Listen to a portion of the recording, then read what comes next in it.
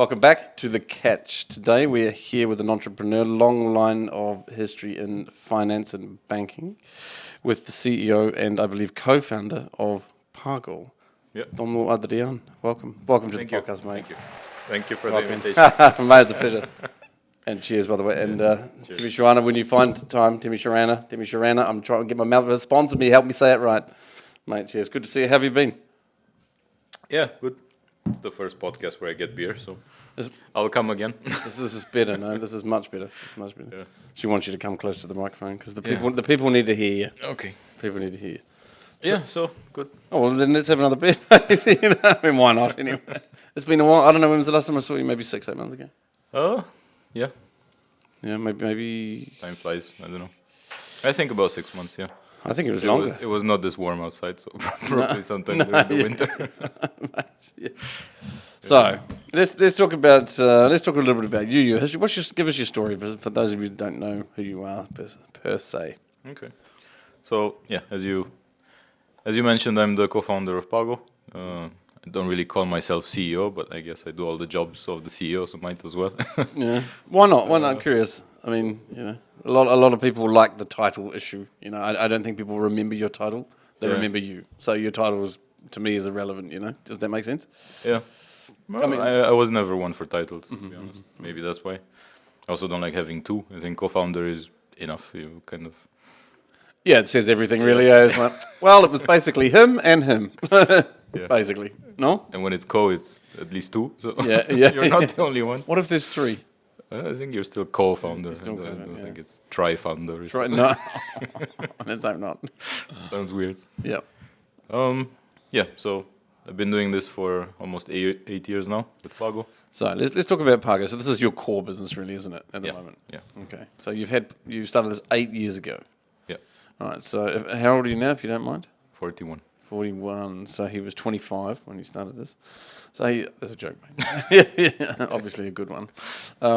Okay, cool. So you are early 30s, yeah? When you're 33 years of age. 41, you said? Yep. So you're 33. What made you want to start PAGO? I mean, maybe in a couple of sentences you can explain what it is and then why you wanted to start it.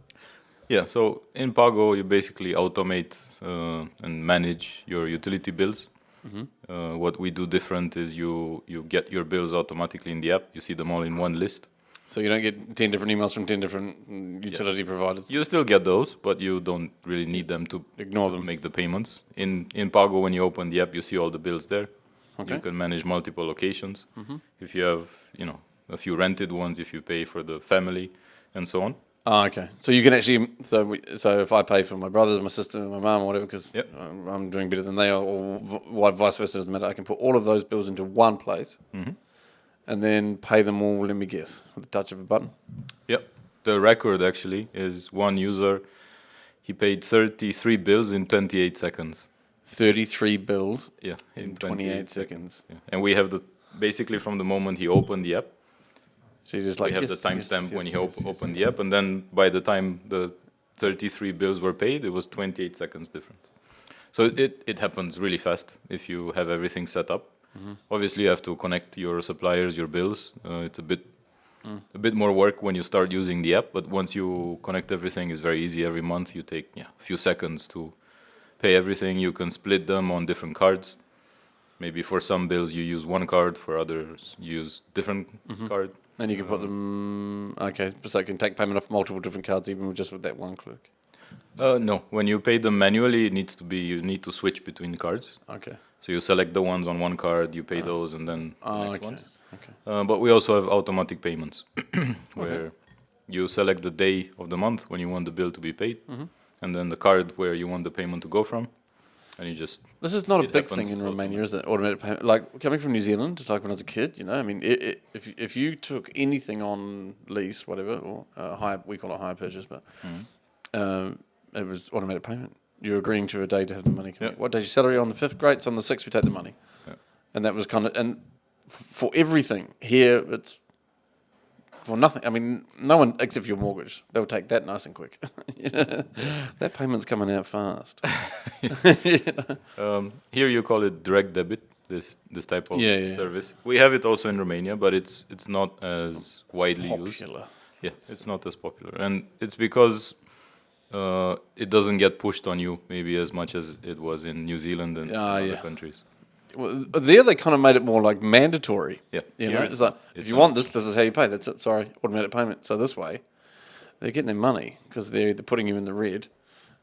Yeah. And next time a payment comes in, the first payment just goes to them. Or but they also take the money when you don't necessarily want the money to go out. So you don't have control of when the money goes out. And for a lot of families, for a lot of people, this is not ideal. Yeah, for me, like my mortgage payment comes out on the 29th of the month, but you know we make all the payments for all the employees on the 5th. You know, and I include myself on the same day. Last payment, but on the same day.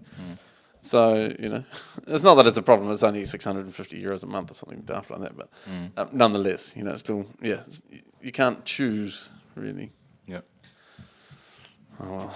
Yeah, it's different, I guess, habits in different countries. Also in Europe, there's many countries where direct debit is 75, 80, 90% of bill payments, utility bill payments. But in East Europe and some countries in South Europe, it's not the case. It's not a big deal, really. Yeah. So these are the countries where, you know, for us, it's a good place to go with PAGO. Okay, so historically and statistically, and including in Romania, we fall into the top 20% of entrepreneurs who actually make the business work longer than 1 year. So, I didn't know this statistic. 80% of all businesses fail in the first 12 months. Okay. And 96 in 2 years. Wow. So 100 companies that opened in 2 years later, there's 4 of them left, statistically, on average, here in Romania. It's crazy. I never knew this. Yeah, true story. Yeah. So you started this 8 years ago. I mean, what were you thinking at that time? Like, what did you feel like? Shit, something's missing. I need to be able to make my payments so much easier. Or what? Why did you start this? You know? I had the idea for a while. It basically came when I was back in Cluj. I was working for Banca Transilvania. Okay. And as a 20-something-year-old, I wasn't the best at managing my bills. So I basically... Really? At 20? Yeah. Oh, fuck, where did you come from, mate? So I had my electricity cut off twice in the space of 1 year. I know, if I build an app, they'll keep the lights on. Exactly. And, Mate, and on both occasions, it was on a Friday. They came and cut my electricity on a Friday. That means no power for the whole weekend, minimum. Yeah, and it normally takes like a week. They reconnected it like the next Tuesday, Wednesday. But yeah, at least one weekend and 2 extra days without electricity. Oh, my. So that's when that was, I guess, my first attempt at doing something. I thought there must be something better. This was in 2005. 2007. 2007. In 2007, it only took them basically 3 business days to come around and turn the power back on. Yeah. I had, and part of the reason I just bought a house was the landlord would never pay the electricity bill. So literally every 90 days, they cut the power off. You know, and the bill was like 70 lei, 90 lei. I mean, I was never there, you know. I mean, occasionally, I'd turn the light on and that was it, you know. Yeah. So, mate, and I find that hard to believe. I was here then. I don't. Yeah. No, they're quite efficient once you make the payment, but it was not a nice experience. And then for another, 10 years, this was just an idea I had, and I thought, okay, someone else will do it.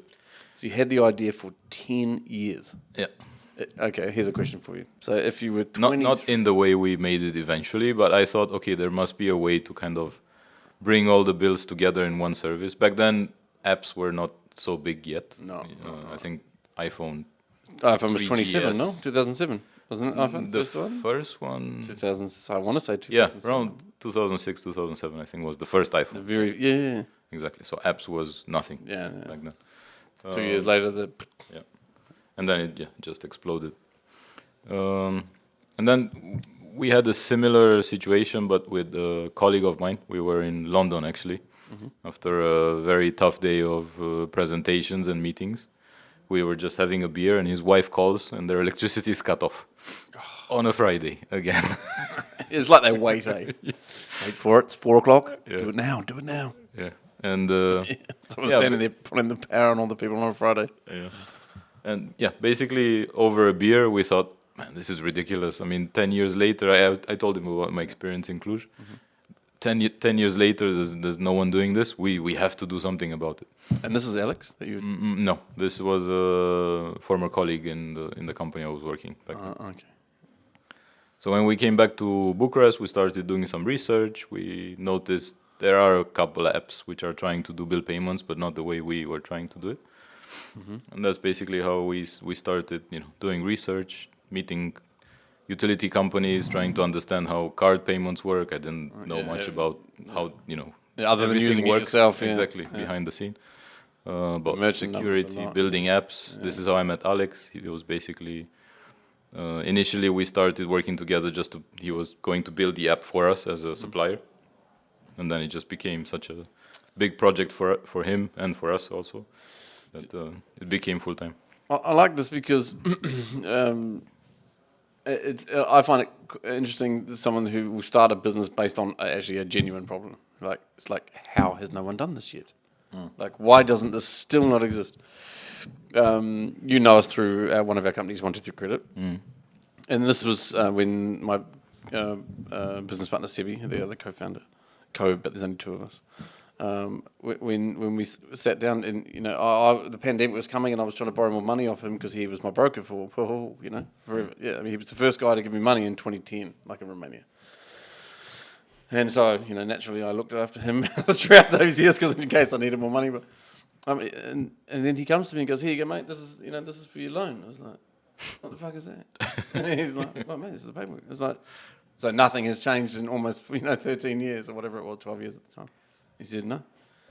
I said, "Mate, how do we take your job and put it online? This is shit. I don't want to sign my name 50 times again." And it was literally like that. Yeah, a contract like this, whatever. So I can fully relate, and I appreciate the fact that people start a business like this. That's actually a real issue. Yeah. And you fixed it. But in PAGO's, in reference to PAGO, how would you said there were a couple of other lending utility apps, Kind services. of, what were they doing that you were unhappy about or didn't want to build that? But what were they doing that you disagreed with? No, if you try to pay your bills even today using any other service, it's a very manual process. Yeah, I still have to enter my credit card to my NG. Yeah. NG. Yeah. Yeah. Yeah. So some people pay in the apps of the suppliers. But then you have 10 apps. Yeah, you have multiple apps. If you manage multiple locations, you don't know which card goes for which location. So it's even when you use the apps of the suppliers, it's still a manual process. You still don't have it in a few seconds, like in PAGO. Click, boom. But most people, they pay, for example, by scanning the barcode on the bill in the app from the bank. There is a barcode on the bill. You can scan it, and then it basically picks up the client code and the amount, and then you just authorize the payment. But you still need to have the bills available and kind of keep track of what has been paid, what not, because the bank will not tell you, hey, you already paid this one, or your wife already paid this one, or so on. So it's time consuming. It's basically a headache you should not have in today's world, because there are systems that you can connect together and make it easier, and basically that's what we did with PAGO, and now we are the ones providing it also to banks. What does it mean? So basically what you can do in PAGO, we made a white label product out of it. Okay. And if you pay your bills in BT Pay, which is the largest app of Banca Transilvania, or George from BCR, the bill payment sections is basically our service integrated into their apps. Yeah. So the banks are using you guys. Yeah, these two banks. And we are discussing with a few more partners. Yeah? Yeah. ING Home would be another one, I'm assuming. Yeah, we're discussing with ING, with all the big banks. Yeah. They seem kind of open to it? I mean, they're like, oh, okay, this makes sense, or... Oh, yeah, I think our problem now, our kind of bottleneck, is we have more demand for this product than what we can build, which is a nice problem to have. Oh, yeah, all those struggling entrepreneurs. Yeah. Mate, that's awesome. That's brilliant. That's really cool. Yeah. At some point, you will find the bottleneck if you look hard enough. So. Yes, for us it's the same. Actually, development we can't develop quick enough. Yeah. And a lot of ideas hit the table. When you have a platform or whatever. Yeah. and then it's all of them are good, and okay, we need all of these. All of this is good. Yes, all. No. Yeah, I think this is a different problem of prioritizing what you are building. Yes. We recently found a system which I really recommend. It's called RICE or D-RICE. It comes from basically estimating for everything you build, the reach, which is the R, Okay. the impact, which is the financial impact of what you are building in your company, C, which is confidence that that financial impact will materialize or not, and then effort. And then there's a formula which is a bit more complicated than what I can explain now, but it basically gives weights to each of these So it's called rice elements. what? Yeah, Right. rice. And the D comes from detailed. Basically, if you have like a really big project, D rice or rice D? D rice. Let's see. And it's a very nice way of basically for each project, for each even smaller projects which last maybe 2-3 days or 1 week or 1 month, Project and because you have the weight of the effort, you can basically rank everything you want to do, and you have one number on each of the projects. And if you order them by number, the highest one is the one you should do first. And this is how we prioritize our things. It's not as easy as it sounds, as I just explained it, because if you, for example, the way you measure the R, I, and C is by high, medium, low. And when you move from high to medium, which is quite subjective sometimes, it completely changes your score, or it changes your score quite a lot. and what you'll prioritize next. Exactly. So there are ways to kind of shift stuff up or down the list, but at least it gives you a perspective on, what are all the things you want to build. And sometimes you will be surprised how on top of the list you have things which normally you don't really think about as being big projects or important projects for you. But they are on top of the list because they have such a big reach in terms of the potential users or clients you can get to. Maybe the impact is not so high, right? The financial impact is medium. But because you get to so many people, and then to those people you can cross-sell other stuff, then it's valuable for the company. Yeah.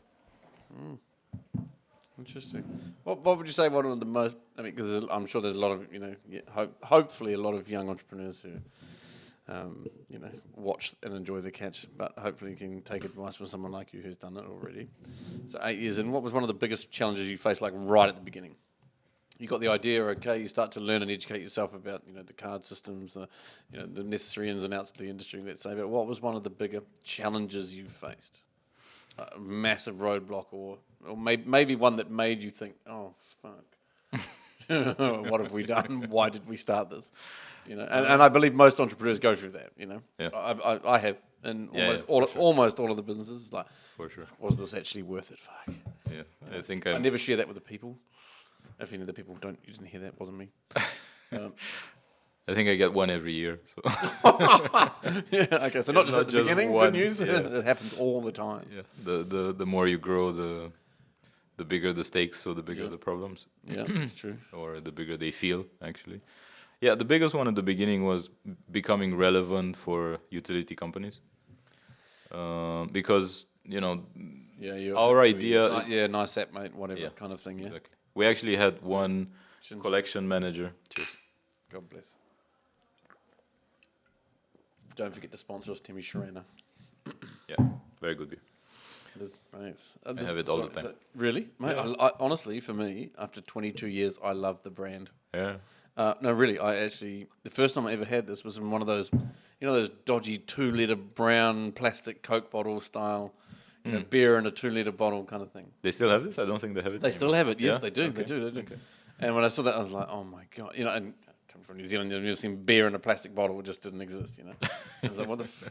And they're like, yeah, this is a 300-year-old beer. And it's, they consider it the peasant's beer or whatever. And I was like, fine, whatever. It was like Friday. There was 8 lei or something, like way back for 2 liters of beer. And I was like, yep, we'll have 3 of them, please.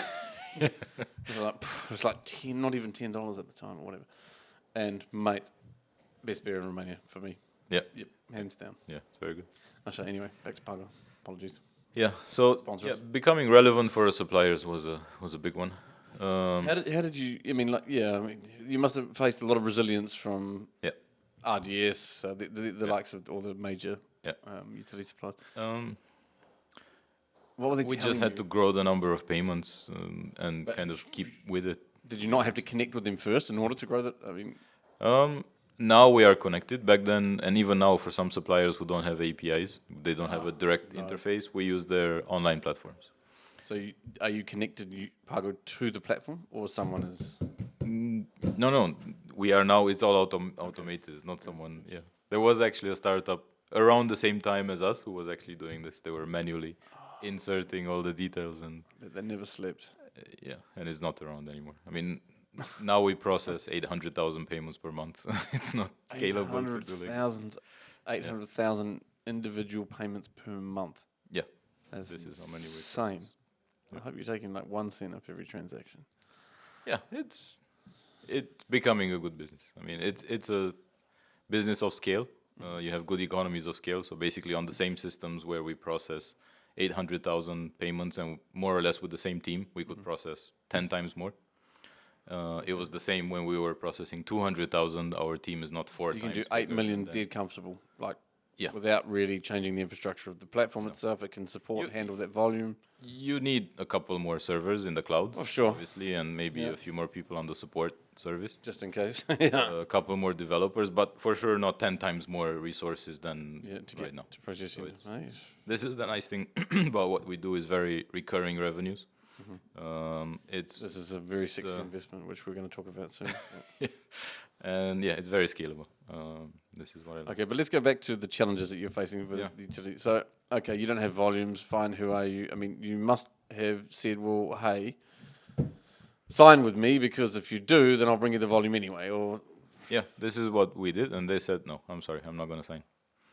so you got rejection first. Yeah, a lot. This is the first stage. And if you can't overcome that, then Yeah. be an employee. For 6 months, basically, we were meeting all the utility companies. Just okay. After 6 months, and we had tens of meetings, I don't remember, 35, 40 meetings with the The relevant 10 ones. more follow-ups for each meeting without any replies. Emails, calls. We had texts. 3 contracts, I think, signed. So you met 10 and you got 3. That's not too bad. I mean, No, we after met 6 months. 30. Oh, of you them. you met Go. 30. Yeah, that's okay. Wow. Yeah. We should give him our sales book. Just in the case for the next bill, decrease that bottleneck. I'm joking. I'm actually going to give you a book anyway, but we'll do that later. Okay, so you got 3 from roughly 30. Around, yeah. I don't think there are 30 now. Now we have 430 in the app. Actual individual utility suppliers. Yeah. When it's okay. So when people are thinking utility, they're thinking water, gas, electricity, this type of thing. In general, and they're the big ones. And the waste collection, Okay, waste You have collection, the- internet, of course. insurance companies, you can pay installments. Okay, your car insurance, your Consumer home loans, insurance. you can pay the installments. Security companies, you have you a bunch can of those. get credit from your platform, no? There is a nice button there that takes you to a very good service, but yeah, we don't do credit directly. No, you do. Right, but you link with a very nice company that does credit. Okay, that's good. Nice, Sean. Okay, so you ended up with 3. So naturally there would be a bit of a headache, but that's also a bit of proof of concept for yourself as the entrepreneur, no? Yeah, we learned what they actually expect from someone like what we were trying to build, but we didn't have the relevance for them to sign. Because for many of these companies, it's a big headache to sign a new collection channel. They have to make all the paperwork internally, they have to get Legal. all the signatures and so on. And, these are companies which are not the most dynamic in the world, not a lot of things, happen and change from year to year. They are very comfortable, let's say, in what they do. So then we looked around, okay, look, we are building a really nice app. For sure, this will be useful for users, but it's close to impossible to sign these contracts. So what do we do? Do we give up, or we find someone who already has the contracts? And this is what we did. That is smart.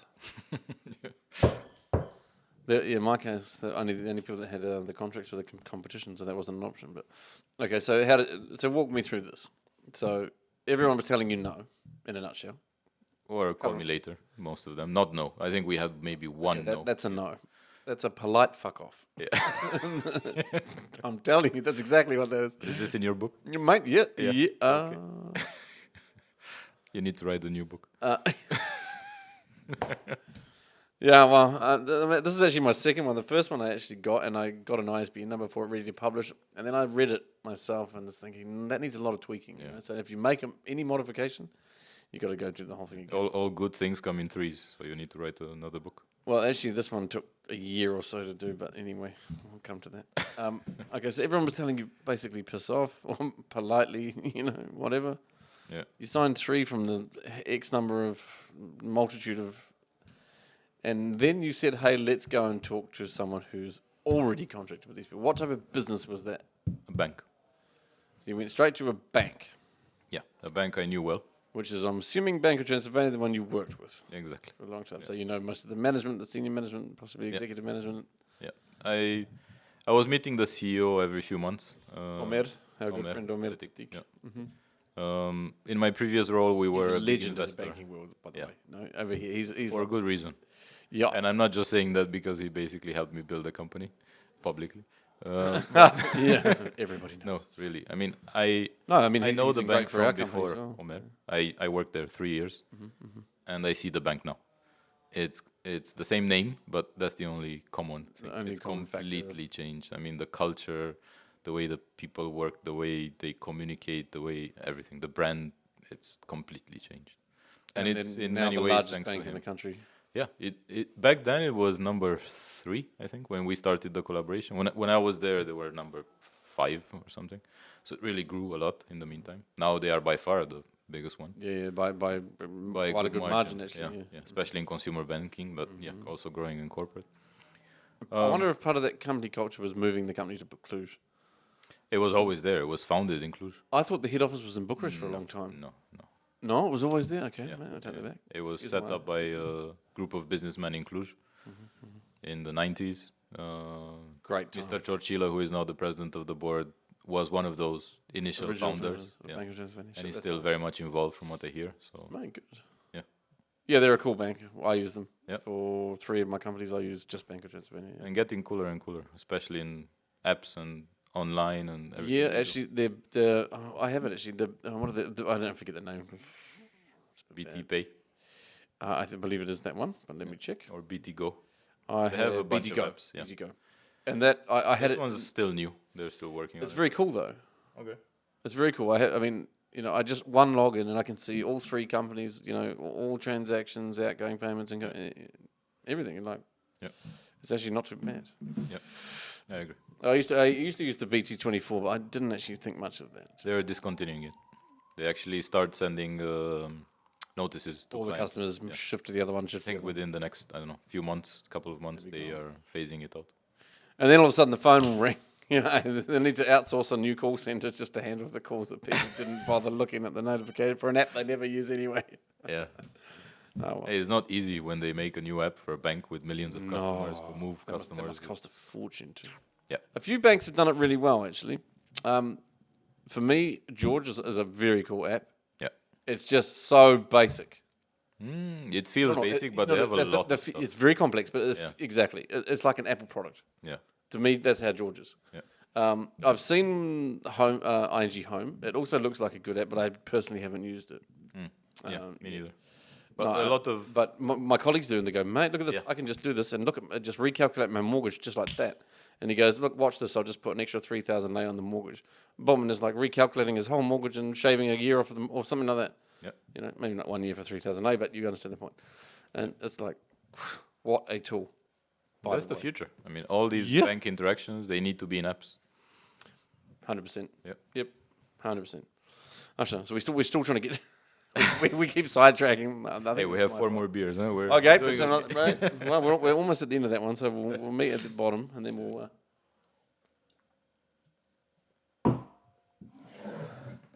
Allow me. You should sponsor us. I'm really hoping that pays off. I don't care so much for their money, but I just love their beer, and I think Yeah, cheers. everyone should find out. Not that I love it, but a reminder that it's out there and it's still bloody brilliant. Okay, so you went to the bank and the bank said, Yes, from the first meeting. We had really good "Oh, that timing. must have been bloody encouraging." Yeah. Is that because of your After connection? so many there? no's, hearing yes from Omer, I mean, he was like, This We makes had very sense. good timing because they were just discontinuing bill payments on their physical locations. Because basically people waiting in line to pay their bills were It's just just filling up annoying. the The lobby benches. and the It made perfect business sense, but for many people it basically was okay. Where am I going to pay the bills now? So they introduced the payment on the ATM, on BT Express they call it. It's one of these more complex ATMs where you can do a few more cash in operations. and- Yeah, exactly. That's the one. I've seen that. I've never done. Have you ever put cash into an ATM machine? Yeah, yeah. I've never done that. I was like, that's not why they built them. It's 100% not why they built them. You know, you go and get money out. Actually, I mean, I have another smaller business where there's a bit more cash involved, where people pay cash. And in the early days, I was the one taking the cash to the bank, Yeah, basically. Positive And everything. you can go any time of the That's like day 1980s and basically stuff. put the mate. money in. Yeah, but you want the money in your account to pay the salaries and pay the expenses. No, you need it there. Yeah, you cannot keep it in the cash pocket. machine, the cash, what's it called? Register. Register. And yeah, it's very efficient. I mean, BT has a bunch of them and they're open 24/7. You just go I see there. it. There's one here on the corner. Yeah. I see it. Yeah. And I've seen that, but you know, to me, it's always like we never had this facility in New Zealand, like ever. New Zealand was the first country in the world where you could pay through a POS machine. Back then, they used to call it FPOS, Electronic Financial Transaction Point of Sale. Okay. Yeah, FPOS. So New Zealand was the guinea pig for cards, for having debit cards. Yeah. Okay. One thing that we had, which I never saw in any of the nations I lived in here in Europe or in any of the travels, you can go into a shop. I don't know if this is still the case. You know, I've been here for 20 odd years, but again, this is when I was a kid. You could go into a local shop magazine like Mega or whatever, say, yeah, I want a pack of cigarettes and 10 beers or whatever you're buying. Yeah, so that's $30, thanks, great, and I'd like $20 cash. So they charge you for $50, you know, for your product plus 20, and give you the cash. Yeah. And this was a big deal because most at that time, while guinea pigging New Zealand for POS card machines, not everyone had them, so you still needed cash. So during this testing phase, you could make a payment and get cash at the same time. I think there's a law in Romania which Prevents you from no, that. it's the other way where yeah, But they have to. shops have to give you cash up to a certain amount. Okay. I remember there was a big discussion Even about now? this a few years ago. Yeah. Walk me through that because I mean the same that Yeah, I you just basically described. get cash. What's it called? Cash something. Cash advance. I think it's. Okay. And you basically go into a shop. Most shops will probably not do it, and there's nothing you can do about it. But it's into law that they That they actually. should do it. You're the first person. Yeah, in where 20 basically years. every shop becomes an ATM. This was the. So you can go and say, look, I need to swipe 50 and give me 50 Yeah. minus the Yeah. transaction fee if you really want. For them, if you think about it, it makes sense. If they take cash into their register and they take too much cash, at the end of the day they have to do the same as I was doing: go to the bank and deposit. cash. If But they I have a don't. bunch of clients doing this cash out, then my cash already goes into my bank account because it goes through their card into my bank account. So it saves a problem for the small merchant if the problem is there. It creates an additional reason for people to walk into my shop.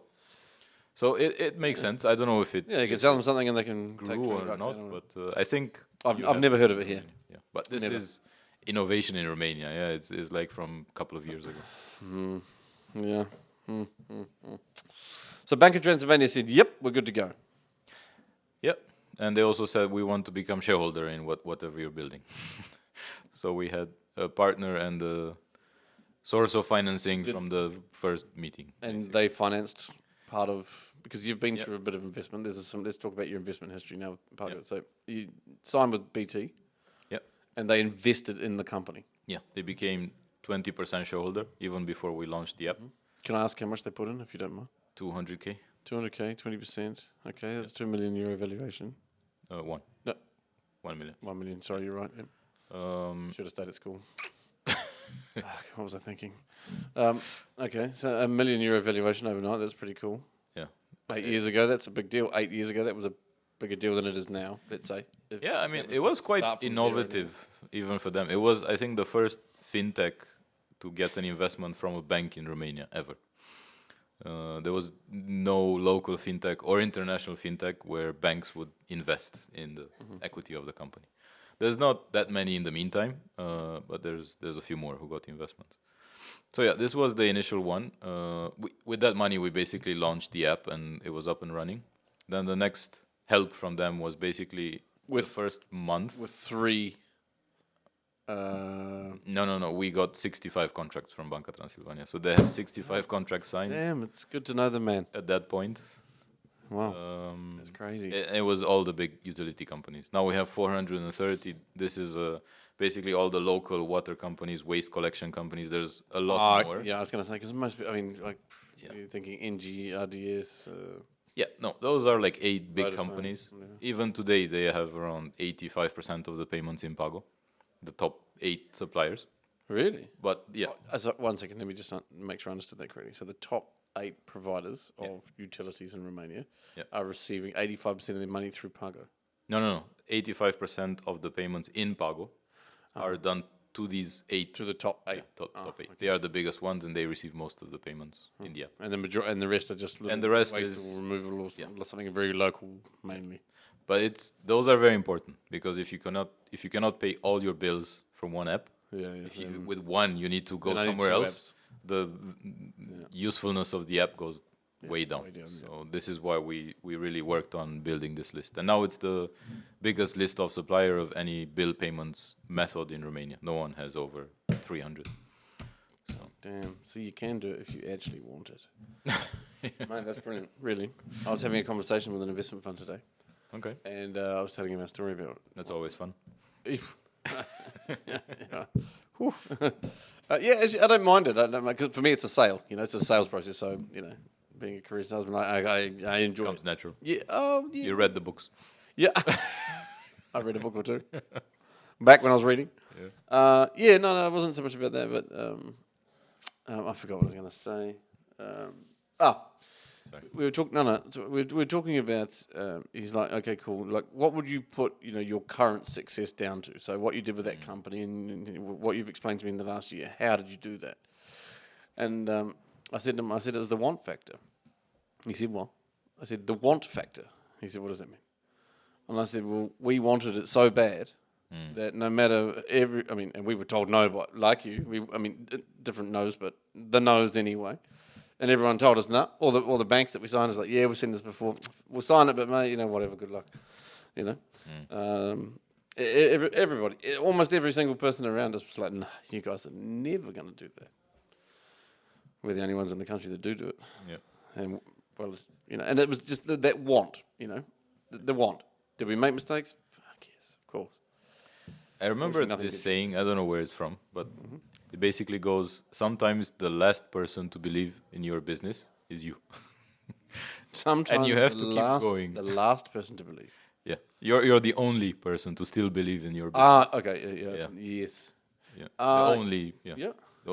last remaining, let's say. Yeah. And you still have to keep going, because many businesses still come out of it. So. Yeah, and I think, specifically in this particular business, the 123 credit business, I learnt there. I think one of the bigger lessons I learnt there was you cannot do things by yourself. I was always trying to do things alone and get it done, and me be the reason that it was working. And that's actually the wrong way. It always has to be a team effort. In order to get the most out of it. But the want factor. This is, I believe, the differentiator between the ones who fail and the ones who succeed. Yeah. Unless you have a really shit idea. But what was the one factor you explained? You have to want it so bad. Okay. So bad that you're prepared to basically do almost anything for it. I don't mean cross lines. I don't mean any legal boundaries or stuff like that. I don't mean that. I just mean, that you just have to want it. You have to believe. You got to see it. And Sebi and I can explain the business like faster than anyone, like in one sentence, and it just makes sense, and what we want and the vision. And I think this is everything when it comes to the difference between lasting less than 12 months or still being here 8 years later. Yeah. Keep going when you fail. Yeah, I agree. What's your biggest failure during that 8-year window? Biggest one? Going with too many ideas, which today would not score highly on this scoring system I explained earlier. Okay. So we did too many things of too many things. We should have focused on 4 or 5 big features in the app and really make sure those are flawless. And We you were were trying to building make them kind of everything like- 90%. Okay, this is good enough. Let's build the next one. Let's have the next feature. Let's build another one. And in time, those add up. And you really need to find time to go back to that 10% that was left and also go back to the core. And yeah.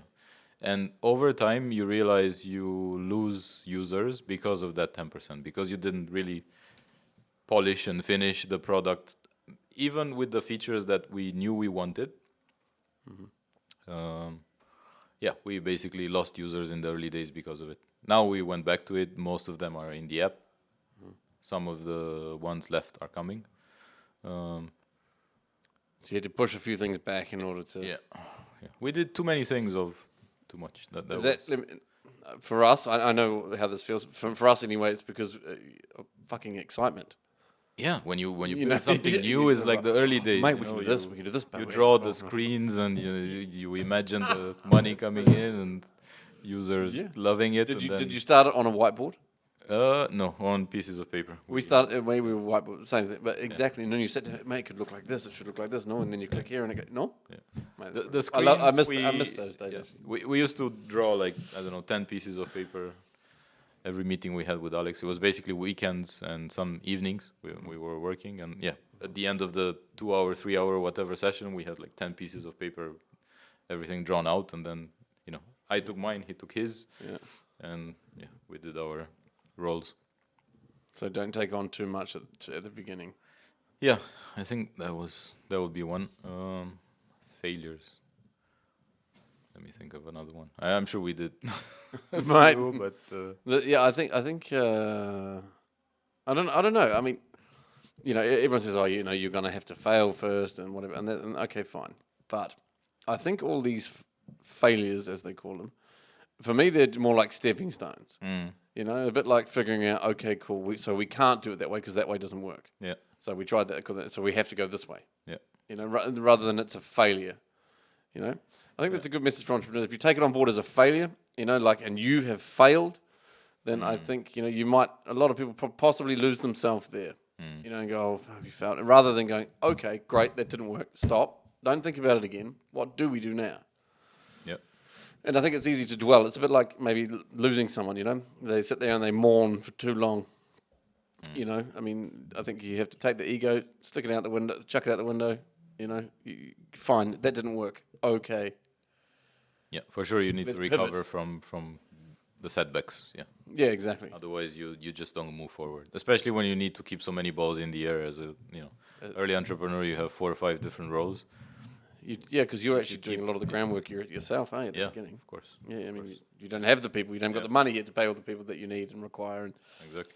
actually, so tell me, I think actually, I don't think I've ever asked anyone this, but how do you go from, you know, as the CEO, the entrepreneur, juggling all of these balls in the air, as you put it, which ultimately are going to be other jobs, full-time jobs for an employee or manager or whatever it comes up. How do you transition from having to do these things on your own into being in a position where you can have a manager to juggle each one of those balls, or the position, the department head, the secretary, the account, whatever. Doesn't matter. How do you do that? I think, like most people, I did it myself for a while. Then I realized I cannot do everything myself. So we hire someone to help initially. You get one who can do it. And then as they get better at it, I just give them more responsibility. And eventually, the moment I realize they are doing a good job, what I tell them is, look, I am not the decision maker for what you are doing. I'm here to help you with advice, but you don't need to do what I'm saying you should do, especially in, you know, marketing and these kind of more artistic roles that maybe you don't have them, and I also don't have the the background knowledge maybe. But yeah, I think this was the natural process. So basically, have someone help, and then eventually they take over. This is what I'm doing also now. I'm probably doing 2.5, 3 jobs at the same time. I'm trying to find at least one person to take a few of those jobs, so I can focus on really growing the company. I think I already found the person, so it's a nice feeling. So she or he sounds lucky. Yeah, it's a guy. He sounds lovely. I wouldn't know. You found him. Yeah. No, he's a good guy. He's very hardworking. He is, yeah, well organized for what he needs to do in the company. So I don't know if you share this or not, but I look back at some of these balls that I was juggling, you know, over the 3-4 year history of this company, you know. And I sit there, one person, naturally the job has evolved slightly, but looking at, we'll call it the ball, the job, the ball, and think that's someone who does that, who keeps juggling that one ball for a solid 8 hours, Monday to Friday, every week. You know, how was I doing my job and that at the same time? You know, like sometimes, I mean, naturally they've taken the job and, you know, blown it up a bit more and taking on more responsibility, etc. But do you ever feel like that? yeah, and the Wonder answer is how. usually I was not doing the best job possible. Yes. You see the person taking it over, come with really nice ideas, expand it, you know, really not Innovate cut the role. corners anymore, really Not make cut it. corners with your accountant. Yeah. Yeah, I did pay that. Yeah. I told him 30 days. What are you talking about? Yeah. You've No, been there too, eh? No, I have this principle for a while now to make payments as early as I can to our suppliers. Wow, we're gonna have a debate. Yeah, why? We're gonna debate. I disagree with it. Yeah. Yep. Which, So- you know, when you can is not the earliest that suppliers expect it, but I think it's a good strategy to have, not wait for the what's it called, the term. payment term to come up. Yeah. I disagree. Okay. Cash flow. It's important, but few extra days here and there. I mean, yeah, in some months it Okay. matters, of course, especially when you're waiting for money. Mate, to I come in play from one or two clients. suppliers during the month. I mean, the guy that you know, in one of my businesses that I lease cars from him, the LED truck business we have, we lease the trucks from him, you know, and he's like, don't pay any chances, you know, you can pay the bill. It's like, fuck, you know, I just want to make all the payments at the end of the month, you know. So all the money's coming in, and then I have all the money and more to pay everybody and all the rest of it. And he's always asking in the middle of the month, like, always. So yes, there's always one or two that you just pay. But for me, for cash flow purposes, so I arrange with all my suppliers after working with them for a minimum 6 months, absolutely minimum 6 months, that I go from a 30-day to a 60-day term, or I roll the whole business over for 30 days and pay no one for 30 days except employees and taxes. This doubles down on our cash flow. Yep. Then every single month, if all of a sudden 20% of your clientele say, hey, we're not going to pay. Yeah, I think for us that's not such a big issue. Our clients is basically our users on the subscriptions.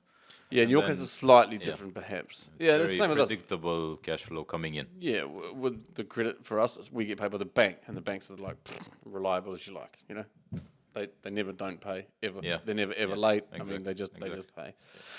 pay. Which is, yeah, nice clients to have. Yeah, we love you. You know, that's also true. But that aside, you know, irrespective of is the banks, it still has allowed us a 1 month roll of cash flow. So we have surplus money in the company all the time, Yep. even though it is owed in another additional 30 days. Not the point.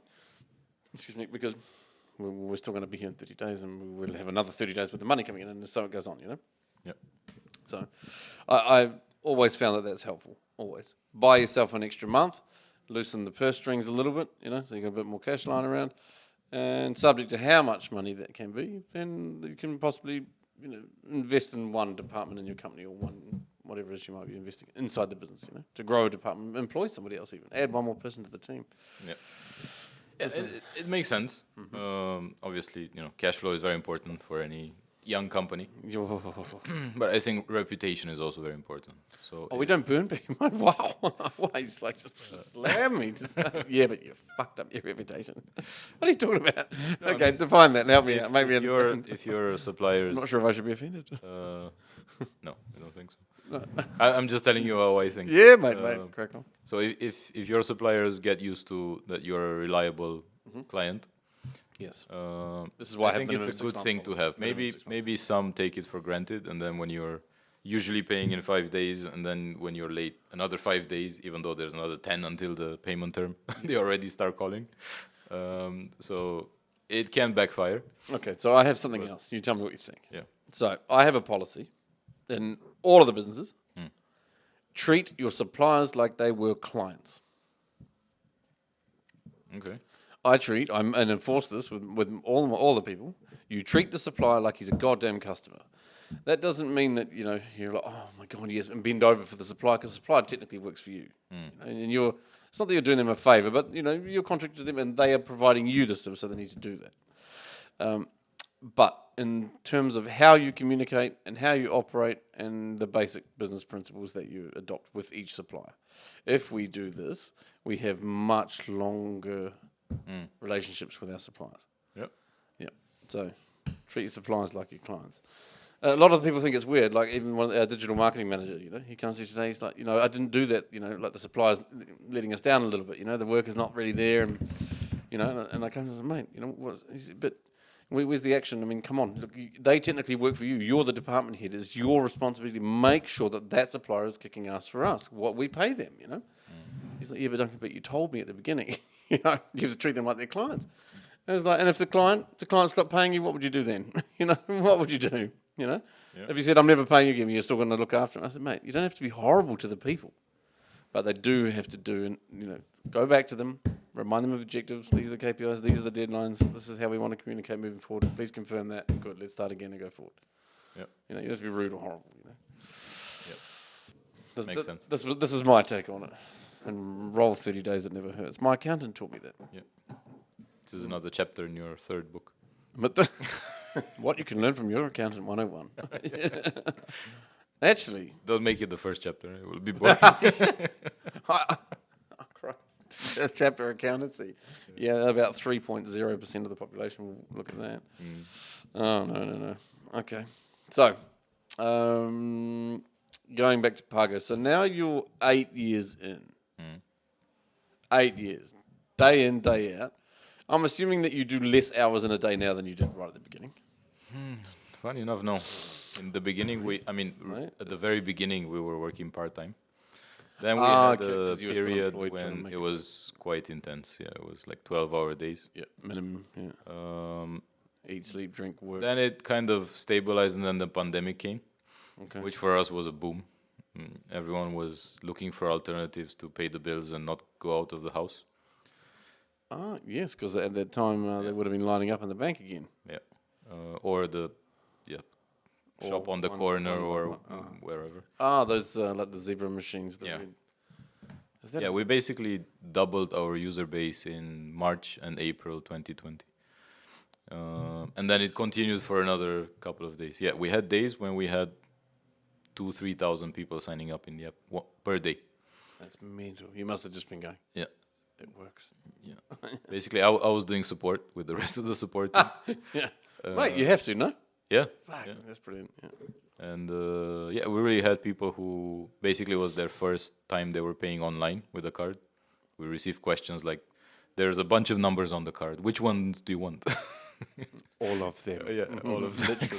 Literally all of them, no? Yeah, I don't we had to make a card on me, animation of how to insert your card details. And it was really a very intense period. And then after we got the fund, which is now our shareholder, we also made some big plans and we had to kind of execute on them. So again, it became more intense. And you mean this is going back to Bank of Transylvania when they were investing, yeah? No, this was 2022 already. Okay. So the bank was 20% shareholder at the beginning. Then we had a transaction in 2019 where they bought 51% of the Romanian company, and we split the company in two, basically. We had the Romanian company and the international company, which at that point was in Poland. Okay. And they became majority in Romania only. Okay. And then 3 years later, after the pandemic, they sold their stake to this fund called Mosaic Investments. Okay. They are our shareholder now, and we consolidated everything under one holding company. Okay. Where again, the co-founders and the rest of the team are a majority. The fund holds 33% of the company. How much? 33%. Okay. Mosaic. Yeah. Now. Yeah. Okay. And do they come with further investment? Yeah, we recently had this funding round where they also added 500K. Not too shabby. And then there was some funds also coming from me and Alex. in the round, and then 1.6 million almost from investors on Seedblink. And they crowdfunded through your own users. Yeah, most of the people who invested are users of PAGO. Also, some came That from must the be very Seedblink. psychologically reassuring for you. Yeah. I mean, it like, was that's very awesome. surprising, to be honest, how this round went. I mean, we always thought having a B2C product, it's maybe easier for people to understand when you are raising money or when you are listing the company because they already know the product and they use the product and they trust it, so they're more likely to invest. Yeah. Yeah. Would you have, before talking to Seedblink, would you have thought about going to your own clients? We had this idea for a while. Yeah, I always Okay. thought it's an advantage when listing the company on the stock exchange. When listing, yeah, of course. They'll be the first ones to take And a share. Seedblink, to be honest, it's a bit like a mini listing. In many ways, it's like a listing. I mean, it feels the preparation of the documents and preparing the kind of promotion of everything. Of course, you have maybe less regulation than on the stock exchange. Yeah, you just... And yeah, it's not as strict. You don't work with a broker. You don't work with investment due banks and diligence so on. minimum. Yeah, but from gathering investors' interest perspective, it's very similar to a listing. And here, I think we got a very nice confirmation that what we do would work really well as a listed company. I mean, Yes, with the user I base agree. we have now, we already, I mean, we could have raised, I think, double, triple what we raised if we wanted to. We basically covered more than what we were expecting in the first 6 hours of Jesus. making it live, not even That must be one of their promoting greatest it success properly. stories. Sorry? It must be one of their better success stories anyway. Yeah, it's one of the biggest rounds ever on Seedblink. Was it? Yeah, because Especially when you look only on the money raised on Seedblink. You see bigger rounds, but basically how it works on Seedblink, if you have institutional investors or existing investors who want to invest anyway, you have what they call pre-committed capital. And then you add another, I don't know, few hundred K on top to bring money from Seedblink. So if you look at this measure, there were bigger rounds. But money raised from Seedblink alone, the biggest one was 1.88 million euros. And we were 1.6. in their history. Yeah, since they started the company a few years ago. Yeah, So you're number two, basically. I think we're Second. number 3. Yeah. Number three. Oh, there's number... Okay. Very nice. Not that I'm counting, but No, me never. Mate. Yeah, I mean, okay. Look, I think a lot of entrepreneurs, when it comes to getting investment, aside from they having no knowledge in the investment round, even us, we were the same, like had zero. It's like, how do we go about doing this? Would you say for entrepreneurs who have a great idea, trying to build a business, want to get an investment round, don't know much about how to go about doing it, would you say that they should be going for smart money or dumb money? what's smart money? What's Smart- dumb money? Dumb money is Friends the and opposite of family, or smart money. what's dumb Yeah. Smart money. So it would be like in the credit business. So if, example, if BT invested in the company, so one of the people, if let's say he invested in 123 Credit himself, he said, "Oh, here's $1 million." Well, he's in banking, so we're in credit. 100% he knows more about it than everyone in my company. 100% for sure. He's the CEO of the biggest bank. That'd be smart money. I'd be bringing in an investor who brings something smart to the table. That's going to actually benefit your growth or your organization, or the opposite. Whereas someone just gives you money and leaves you alone. Okay. Where are you? Have you been in both situations? Have you? Yeah, I think it's very important to have at least one smart investor. I think there can be such a thing of having too many smart investors. Yes, I can understand that. But yeah, the first one is very important, and it's very important how you choose them. It's almost as important for you to choose them as they choose you. choose you. Sometimes it feels like they choose you because they have the money Because and they have the can money. run the process. They're just other people. Yeah, When for if sure. I try and sell you a car, well, okay, you have the money, right? Yeah, But it's yeah. Yeah, so this first investor is important. I think having a couple more with different expertise for the stuff you need is acceptable. How would you choose? Because you said that you think it was important that you also choose. So Yeah. let's say you're coming close to the end of your runway, meaning all your cash is running out. You know, you've been drumming up investment all the way, and it's just about to, it's just about to work. And just as it's going to work, you've got a handful of people to choose from, but you're running out of money. And a lot of startups are in this situation. A lot of these startups are getting money when they need the money. They need rather than money would actually accelerate growth for us and reshape the company. Ideally, you don't want to be in this situation. Ideally, you want to start Naturally, discussing with investors long before you at need least, I don't know, 6 6 months, before you run out of cash. Because if you leave it all the way to the end, they will have a leverage on you. against you. Yeah, well, we'll buy this much of your company instead of. I think it's a very important sign to look for how they treat this moment. If you really depend on them, if they're really trying to push you because they know they have an advantage in the negotiation, because that will be a preview of the remaining relationship over the next few years. Because that moment will come up again.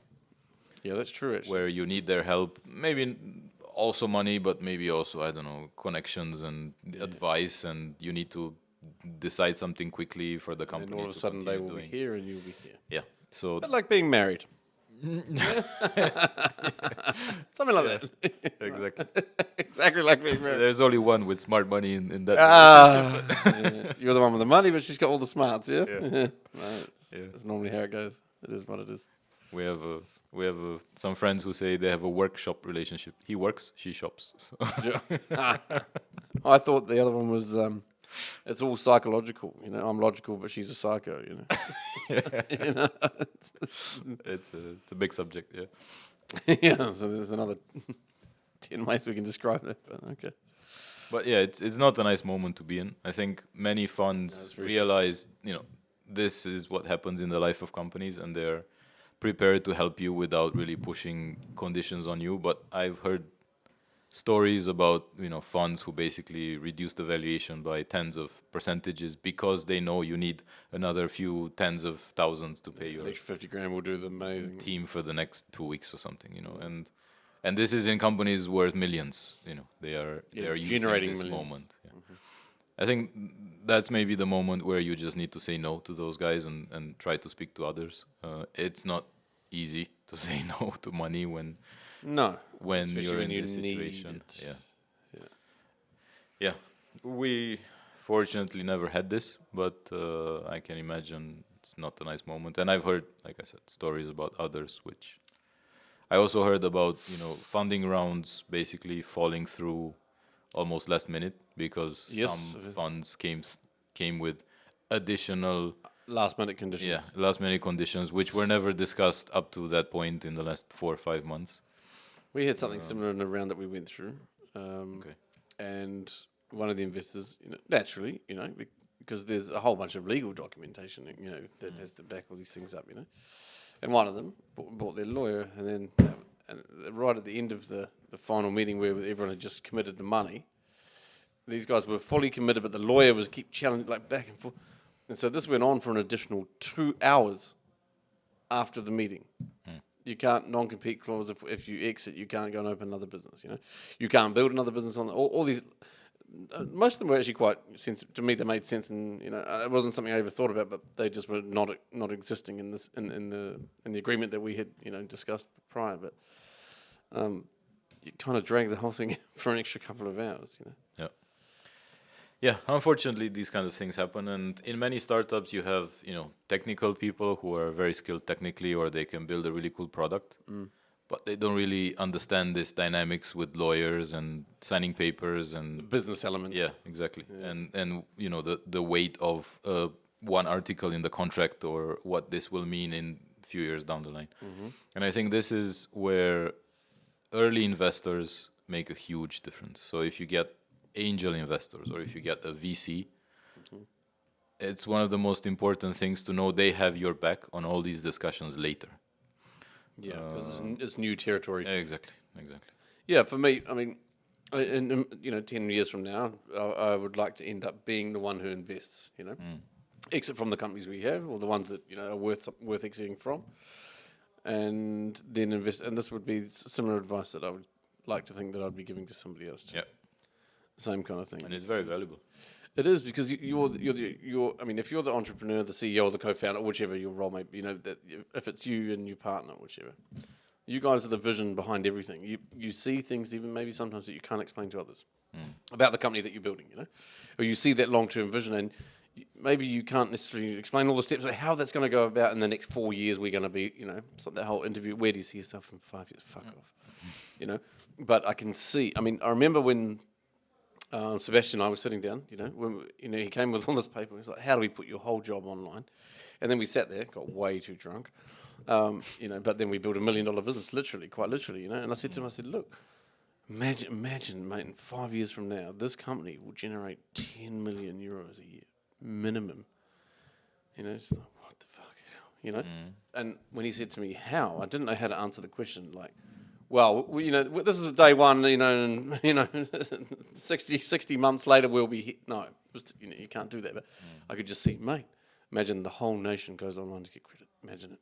Yeah. Imagine if I take 7% of the market, just 7%. At 7%, 10 million a year. Yeah. Yeah, that's the vision you have to have for the company. But I think investors who ask you to map out everything that will happen between that day and the moment you become the vision is not a good investor, because you will not find a startup who can map out everything for you. No, and if they do, they will make it way too optimistic. And if you believe that optimism, you will be disappointed. Yeah, you'll never hit the forecasted money number that you're trying to achieve. No. Yeah. I'm very pessimistic with my forecast. Yeah. So that I keep overachieving them. That's good. I was not like this at the beginning. I'm trying to be like this now, but it's not easy. I'm being more realistic, I think. No. Yeah, I think it's important that you are grounded, but not like fog in an airport. Do you know what I mean? Make sense? Yeah. Because, I mean, I'm surrounded by very grounded people, which is great. And my business partner, and Sibi, Sibi. Yeah. And it's him and I that keep pushing that vision, onto the people, and we keep making them believe in it, And because we keep doing that, we keep achieving the stuff, the things that we're set out to, the objectives that we're set out to achieve, We keep doing these things, but it's only that. Yep. Solid, okay, good, be enthusiastic about your business too. I mean, no one believed that, me and him would have signed every bank and done all, everything that the company's achieved. No one. But you believe so hard.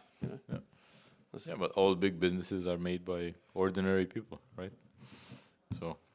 He just fully called me ordinary. Well, should I be confident that we have a big business? Yeah. Okay. Maybe I take both. It all starts like this, right? With 2 guys, 3 guys, and a vision. Yeah, at the bar. All the big companies start like this.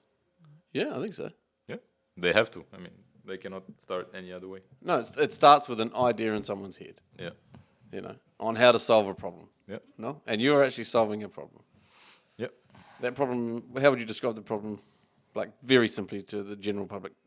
Get on PAGO because you save time with managing your bills, or because you spend too much time. No one likes the bills. Nobody wants to pay the fucking thing anyway. The last thing you want to do is spend more time on it, no? I think when you pay the bills in PAGO, it starts becoming entertaining. When you see how fast everything works and how easy it is. Yeah, it's a cool process to go through when doing it. I think so, yeah. When you see 5 payments done in a few seconds, and then you realize, man, this would have been a half an hour otherwise. And then you can use that time for something else. My issue is that I only have one utility. I mean, okay, hang on a second. Let me backtrack a minute. Does this work for business? Yeah, of course. For businesses? Yeah. Any utility bill of any person or business. Yeah, I pay the bills also for our office, for the internet, for. Can you pay your salaries and all that? Taxes? No, just utilities. Yeah, it needs to be a bill with a barcode on it, we don't allow people to manually insert the details. They would inevitably make mistakes, and you need to fix it manually. So that's the limitation. If there's a barcode on the document, and obviously it's a supplier well known in the market. I'm not scanning the barcode every month. That defeats. That's our limitation for processing. Of course, if your supplier has some platform where you can see the bill, you can connect this in PAGO, or if they're even next step, they have an API which we can use to bring the bill automatically, then we bring it. But otherwise, the barcode is the only way you can actually track it. Actually, pay the bill and reconcile it with the supplier. Okay. But yeah, all suppliers have barcodes on their bills. So I feel we've promoted PAGO a lot this evening. You have another business. Yeah. What is that? That's a bit of a. I don't want to risk it by saying hobby business, but yeah, it's not as fast growing or with such. The focus is actually now is beginning to grow. So it's basically an indoor golf facility. You have an indoor golf facility. Yeah. Physical location. Yeah. Where is that? It's in Otopeni on DN1. As you go out of Otopeni towards Ploiești. It's on the right side. There's actually an ad with PAGO on the building, so it's a good location to place an ad. Golf club, just look for PAGO. Yeah. So you can practice golf and basically learn to play golf indoor. You have the same swing as it's called, the same movement. You do everything as you do normally in playing golf. Is it like a driving range, basically? Yeah, you play golf as on a driving range. You can even play as on a golf course, but basically the ball stops in a projection screen. It's 3 meters by 5 meters, and we have a little device called TrackMan, which is top technology in this field, which tracks everything about your movement, the ball, and the club, and it's with really high accuracy. And basically the ball flies into the screen, and the moment of impact is like there's a radar inside this machine. It also has 3 cameras, and it calculates the trajectory of the ball if you would have hit this ball outside. Exactly like that. Outside. Exactly. I mean, this device is used by all the professional golfers to train, because they see a lot of data about their swing and what they're doing right, what they're doing wrong. In golf, shaping the ball is very important to to make it go all the way down the fairway, around the corner, past the trees, and onto the green. Yeah. So you can learn, you can train, and you can also play on this TrackMan. It's connected to a computer and a projector, and on the screen we project an image, very high quality, very nice, of the course. So you see the ball flying on the screen, and then you can play. They have, I think now, I don't know, hundreds of courses from all around the world. They go there with radar and they map them out very carefully, and you basically play on the course, and it has all the little, hills and all the little valleys and sand traps and everything from the real courses. And you can play as you would play outside. I have to catch up to you, by the way. Yeah, sorry, I'm trying to keep up. Please sponsor me. If I say it enough, maybe it'll work.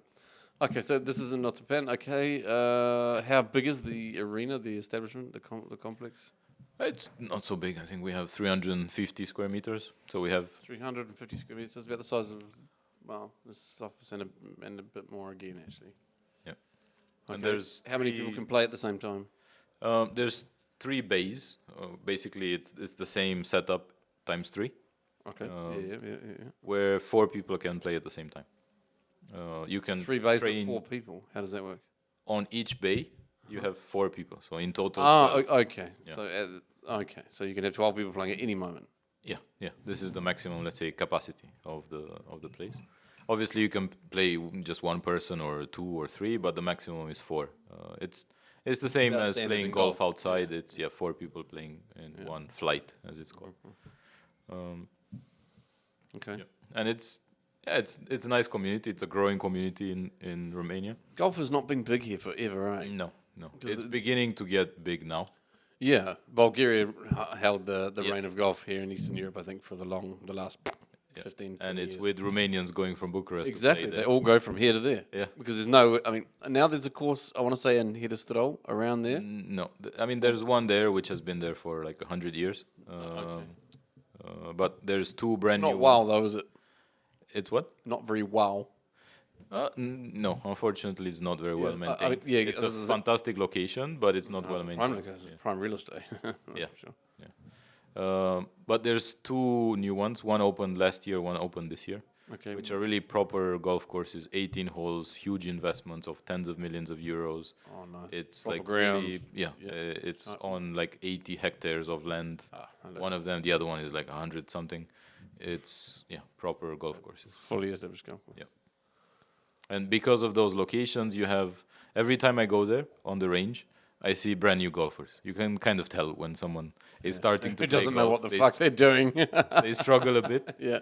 I mean, you struggle even later, but especially in the early days, you struggle a bit. A bit more. And every time I go, I see new people because I kind of know the community that was there before these two golf courses. Now there's new people and a lot of young people, a lot of kids, a lot of families. Which, by the way, is the nicest thing about golf. You can play basically, I don't know, three kids, yeah. ages. You can have a kid, myself and my father and my wife. We sometimes play all four of us together. Nice, 3 And generations. you enjoy, like, 3 generations and also And also the wife. the wife. Yeah. 3 generations and the wife. You spend 5 hours together enjoying the nature and outdoors and getting frustrated that you're not playing so well. So it's the most relaxing way to get frustrated. That's what many people call The most golf. relaxing way to get frustrated. Yeah. So you go there to chill out and have a nice walk, and then realize you're rubbish at any form of hand and and eye you hit the ball and it flies to the right and you never What find the it. fuck is this goddamn game? I remember my old man actually, he took me to a driving range in New Zealand when I was a kid. Because my younger brother, he liked golf. My dad played and he liked it, So, he thought, oh, this is a cool father-son activity, But he wanted me, his older son, to obviously, be engrossed in it as well. And I was like, yeah, fuck that. I don't see the point of that. It didn't make any sense to me. Anyway, but he took me down to the range. I didn't mind smacking it at the range, was all right. But he was trying to teach me how to do it. He's like, mate, stand there, and he swung the club, boom, smacked me straight in the head. Ooh. Yeah, boom, down. That was me. Yeah, this is dangerous. Yeah. I mean, he was mortified. Don't get me wrong. Yeah. I mean, I was a kid. You could have blamed me, but he should have he should have moved me a little bit further. But so I thought, yep, golf is not for me, mate. That was the last time I ever fucking had a go at it. Like literally. It takes a while to really catch the bug. Also for me, Yeah, to first get couple the of technique times. down, I think you have to really hit the first few really good shots. Because golf, get the pofter, get the taste. golf is one of the only sports where you can feel what a pro feels. You can mate, hit that the is ball. a claim. Yeah, you can hit the ball if Okay. if everything aligns and We're gonna the catch it, ball yeah. is in the middle of the club. Okay. You can hit it as a pro hits it. Of course, you do it What a are the lot, fucking chances of that? very small, but it can happen. But it could happen. Yeah. Okay, so if you got a hole in one and you never play golf before, you'd consider that like fucking lucky, I mean, technically, you did everything right to get a hole in one. Technically, Yeah. the club did exactly and the ball exactly what you told it to do, basically. Yeah. So technically, it wouldn't be luck, No, it's just but you would not many be able to repeat attempts it. at the same task. I mean, for pros, they have to do it 95% of the time. You do it once per year, maybe, No. or once per round if you get better at it. But it's I think a combination of all those things.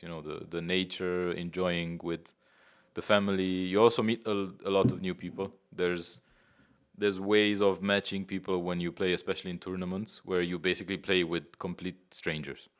Okay. And you spend 5 hours with those strangers. In 5 hours, you really get to know those people.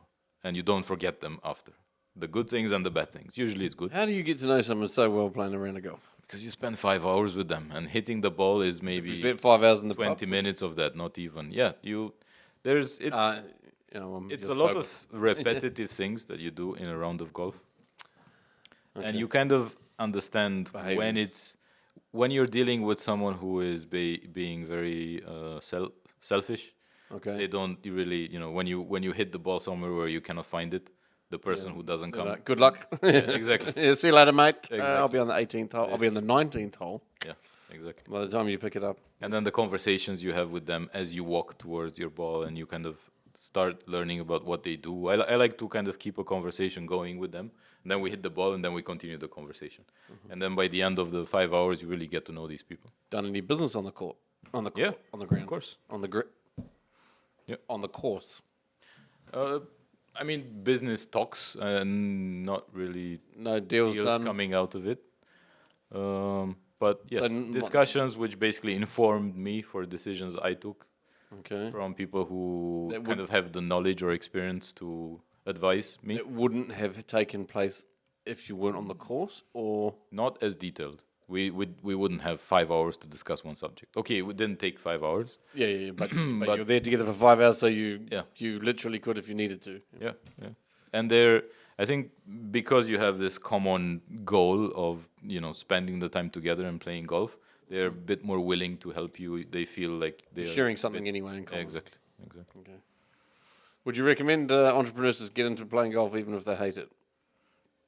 If they hate it, Like, I hate the strong no. word. Hate's a very strong word. Maybe not hate it, but Yeah, really give it a go. I mean, I think it's a nice way to relax. It's a nice way to kind of disconnect from everything. For me, we have this thing this on- is your go-to for disconnecting. Yeah, yeah. It's this and spending time with the kids is my only way of disconnecting. I don't know And if sometimes kids- spending time with the kids. It's not just not it's the like, fucking shut up. God damn, I told you. My man used to do that to me. He used to whack me around the back of the head. Ooh, okay. Boom. Right over the, mate. But, he was born in the Yeah. middle of World War II and, from Glasgow and Scotland and whatever. So, and I'm sure I deserved it more often than not. Hey, let's get that right. I mean he's a nice guy at the end of the day. So Yeah. I probably deserved a beating, but okay. Actually, let's talk about this for a second. Because, I mean, golf or whatever you do. For me, it's motorbikes, but I went to Go to Web. Okay. Did you How hear? to web. How to Web. Sorry, Yeah. shit. There was the other one. Go to Web was Yeah, there's universal another one. event. Go like- something. Yeah, exactly. Yeah. And this one CEO and investor, he was a VC now, and very successful entrepreneur. Blah blah blah. Failed heaps of times, as we call it, failure, but learning process more. He said, if you are, in order to navigate your way through a crisis, make sure two things. One, be honest with your people. Sit them down. This is where we're at. Leave now if you can't fucking handle it, and I fully understand. This is where we're at. I'm scared to, level with your people.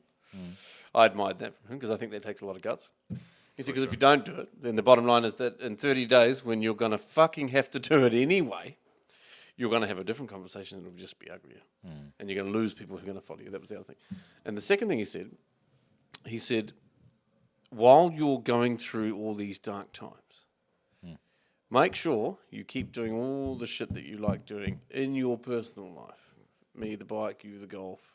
Keep doing these things. When you're going through the worst fucking time in your business, make sure that when you go home, you stop, play with the kids, look after the kids. Be there, be attentive to your wife. Don't fuck around don't bring the work. Leave it there.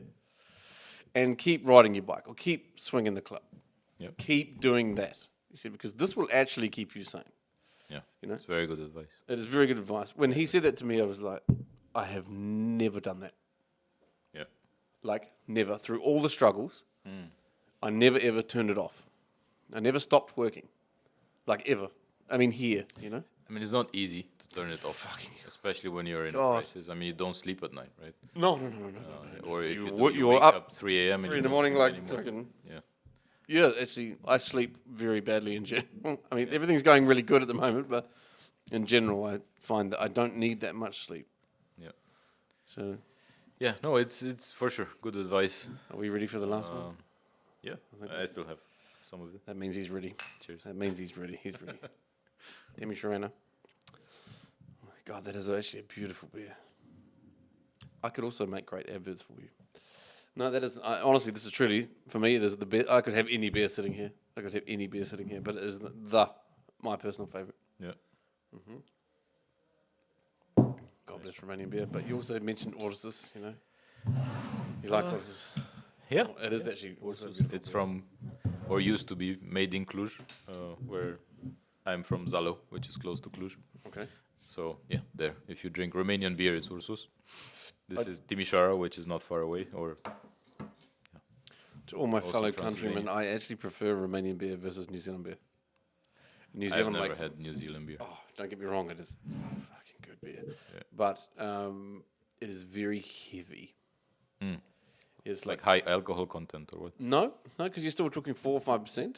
Okay. But it's just the density of the beer itself. It's actually the liquid is just that little bit thicker, only just. Mm. It's not like Guinness or anything. Like Okay, that. yeah, It's I not, was it's not like thinking Guinness, fucking yeah. soup. You know? Guinness, you don't need to sponsor me. It's fine. I hate that shit. Hey, it's a good Sorry, beer. it is a good beer for most people, just not me. You know, it's just really, I tried, didn't like it, whatever. I had 2 Guinnesses in my life and sculled both of them on a deer. It's the only time I ever drank it. I mean, I sipped it off and on. I never, never. But someone challenged me from, I can't remember where the dude was from, but they had this New Zealand rugby ball somehow. Had been gifted to them. He said, mate, if you can drink these 2 pints of Guinness, I'll give you this New Zealand rugby ball. I was like, fucking yep, give that to me. Only time I ever had Guinness. It's a good chance. It wasn't Actually really worth have the rugby. I still had the rugby ball. It's actually in my office over there. Yeah, Yeah. nice. I still have it, would you believe? Nice. It's flat, I should blow it up. What we talk about before we talk about the bit disconnecting and doing. Yeah. So for me, I go home once every 2 years to New Zealand, roughly. How long does it take you to go all the way to? Fucking too long. 2 days? It's or- 2 full days travel. Like from the moment you get up and leave your house here in Bucharest to the moment I walk into the door and running to New Zealand. It's a And 2-day. You change how many flights? Depends which way you go, but 3. Wow.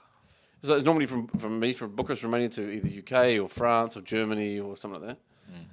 And then if it's UK is the best one because UK, LA, NZ. So that's just You go the other way around. you can't. It's the best way, but I've only done it like twice out of the fucking how many times I've been there. I don't know. Only twice I've had that privilege, and it's just 12 and a half hours. Stop for 3-4 hours in the airport. Boom, get on again. 12 and a half hours, and you're home.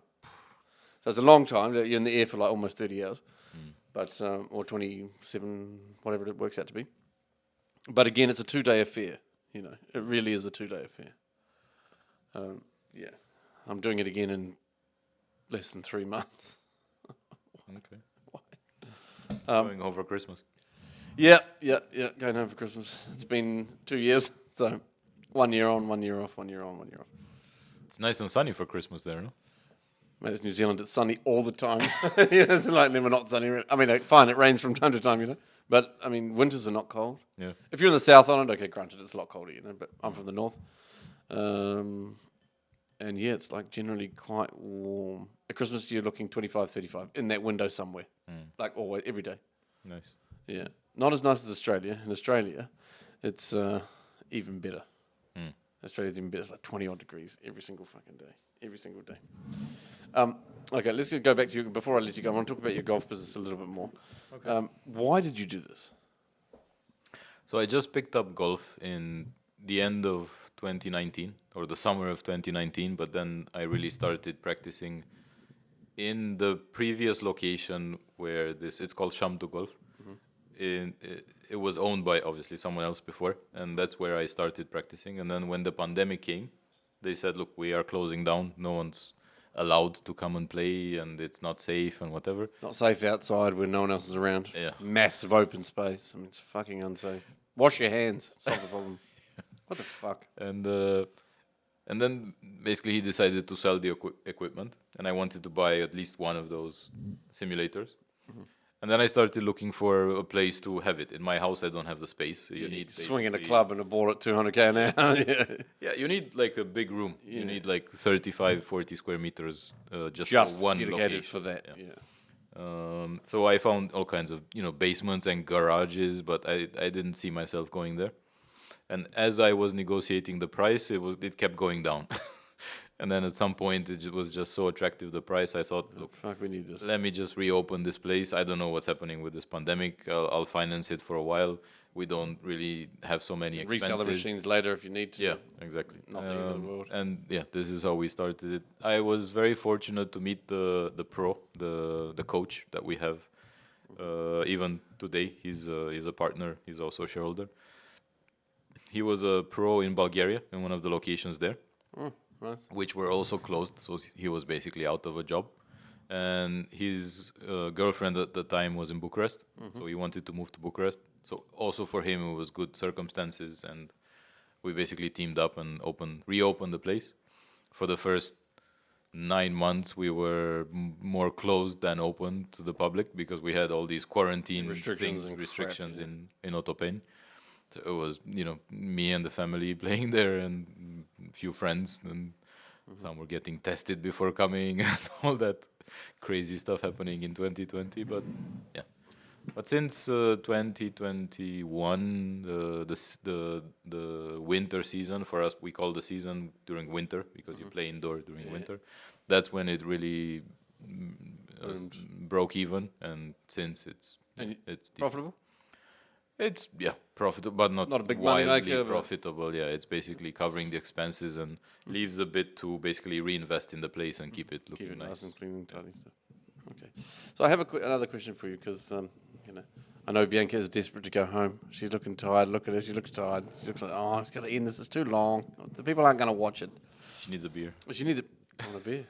Timmy Shrine, a great brand. You should definitely sponsor the videos. Okay, as an entrepreneur, how relevant and how... let me see if I can catch you.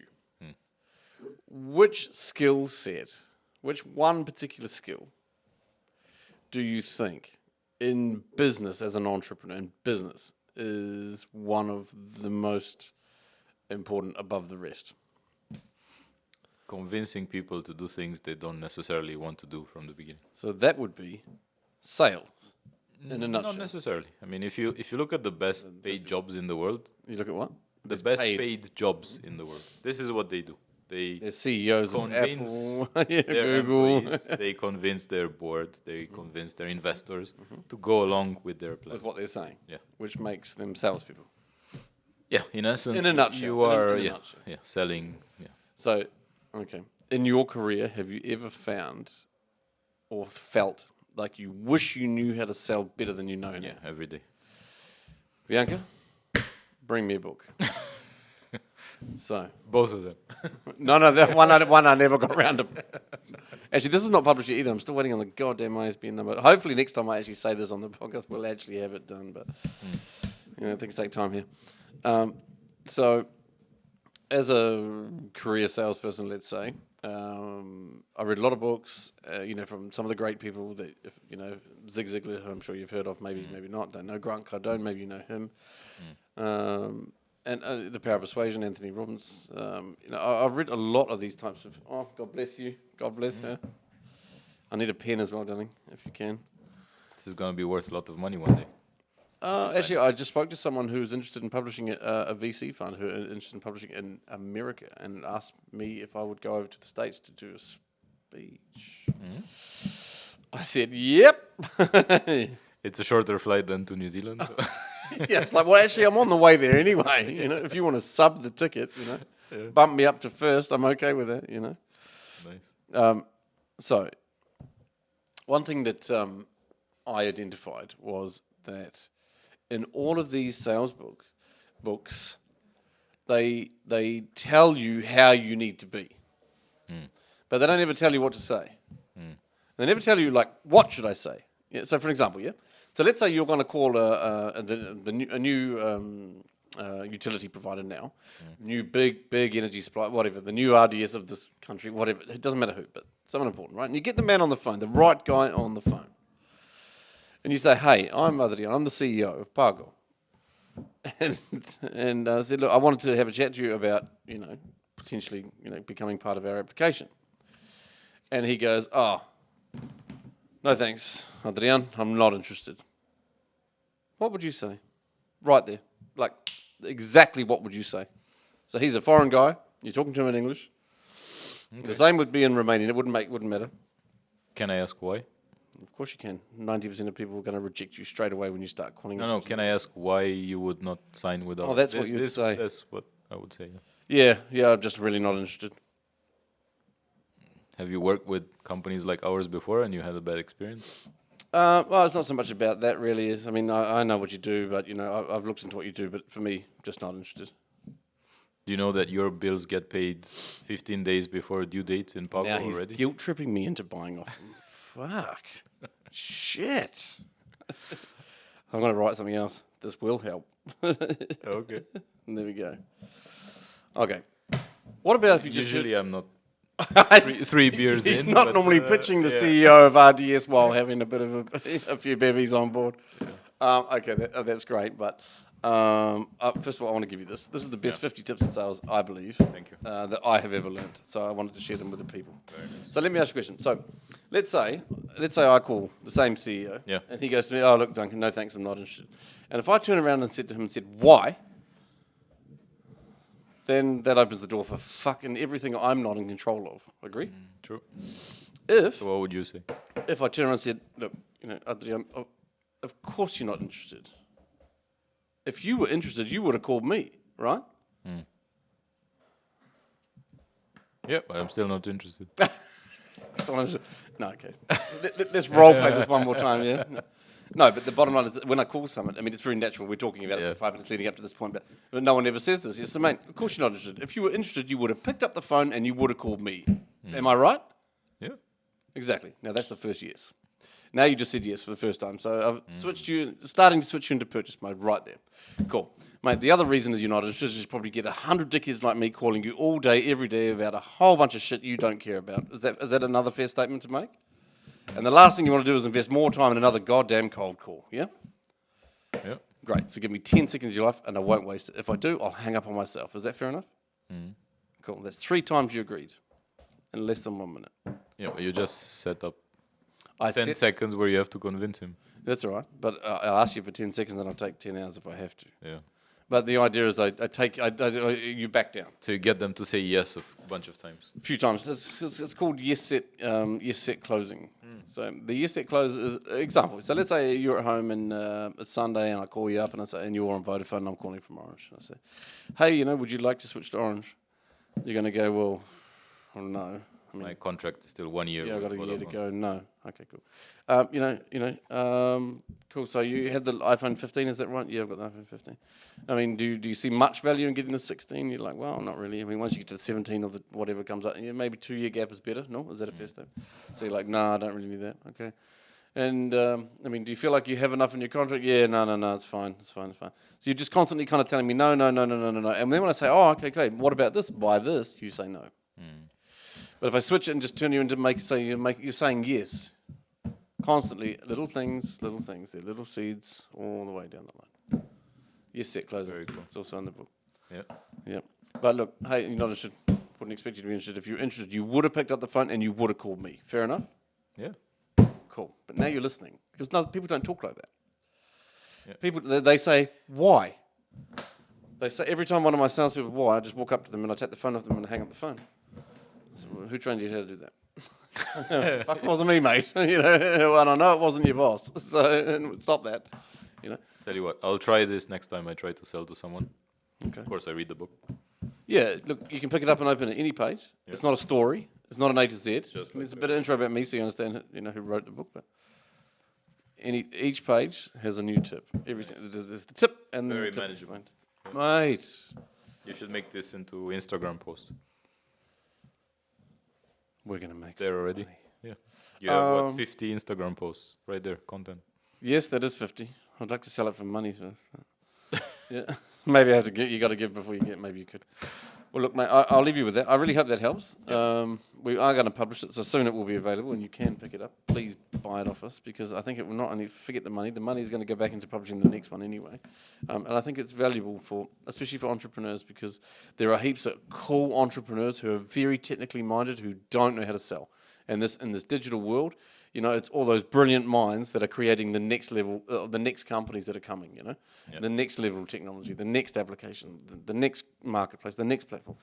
And I think this will help other entrepreneurs, and this is the objective behind actually doing it. So pick it up, buy it. Thank you. That was the catch. Adrian, mulțumesc. Thank you. Pleasure. Nice talking Real to you. pleasure. Likewise. Cheers.